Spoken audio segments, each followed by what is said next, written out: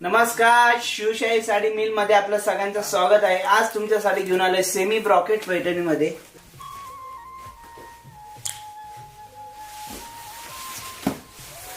सुंदर असा कलर आहे रेड मध्ये।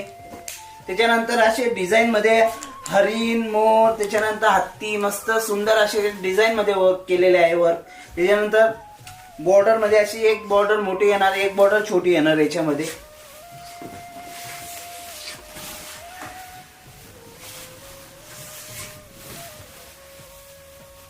सुंदर असा पल्लू आहे, पल्लू म्हणतो सॉरी, बॉर्डर